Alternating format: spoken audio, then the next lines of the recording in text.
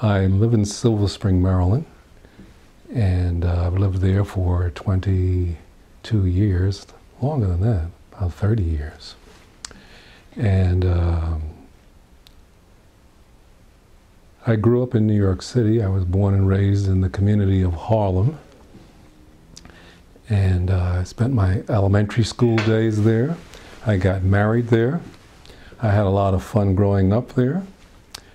And then we moved here. And that's pretty much where I stand in terms of background. Okay.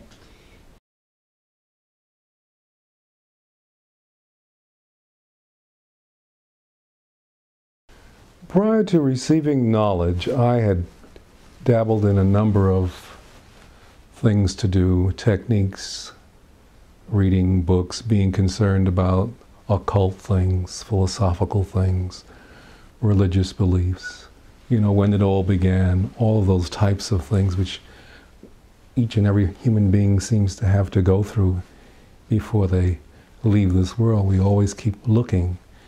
And what we are designed to look for, which I learned from Maharaji, we're just built to look for happiness. Whatever we do, we're always looking and hoping that whatever we're doing is going to make us happy and enjoy this life. And the problem with that is we keep looking, or I kept looking for things outside myself. You know, if you had a bigger house, larger chairs, thicker carpets, fancier clothing, grander cars, all of those kinds of things, or to be seen and be, shall we say, in a sense, envied. Well, these are some of the human characteristics that we have to live with. And that seems so shallow after a while, because as you grow older, those things, you know they're not going to make you happy. You can buy all of the stuff, you could have plenty money. And I remember an instance where Maharaji was talking about happiness, and he showed a little video, or where he was at a village that he was in, and there was this little boy who was nude. He was about 2 feet, 3 feet high, and he had a wire, like a wire hanger made into a circle. And he had a little stick, and he, in his imagination, it was a wheel to him, and he was going down the road completely, no problem, living in an impoverished area, someplace that most of us would go, oh, I wouldn't want to be there. And this child was totally happy. And you'll also notice that with babies in a crib.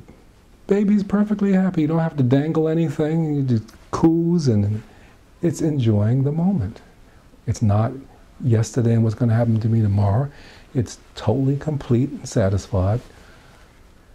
And that was perhaps what I was looking for, was contentment, or a way to know myself better. And as a result, a person came into my life and told me about Maharaji. It was a friend of my wife, a person she worked with, and I had been exposed to him in a newspaper article prior to that time, and I didn't pay it too much attention.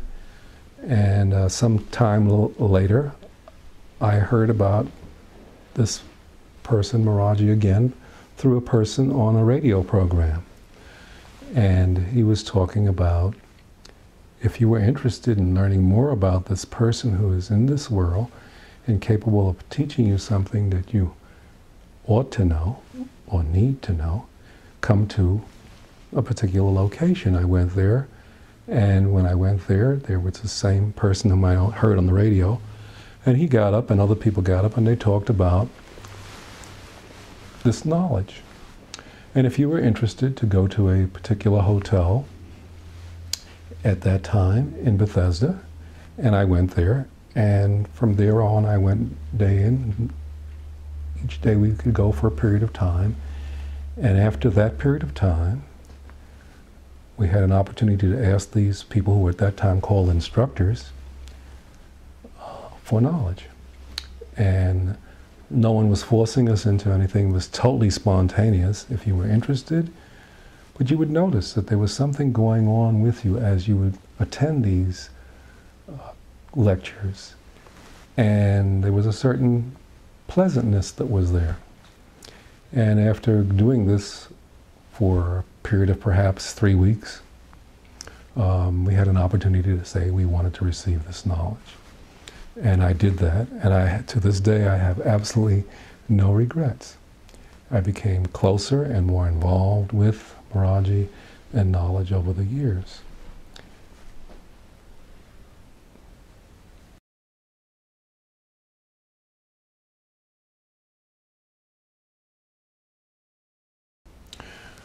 I would say that my life is the same. And the reason why I say my life is the same, my life doesn't change, my life is what it is. It is that which makes me alive. That entity that put me into this existence is something that is always within me. And Maharaji has shown me how to access, how to be with that life and to be completed. And that's the difference. It was always there.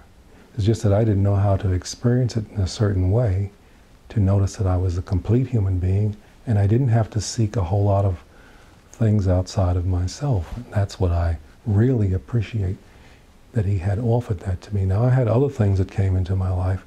They always left me with a question mark. Read this, chapters and verse, various books, all kinds of different types of rituals or, in quotes, spiritual practices.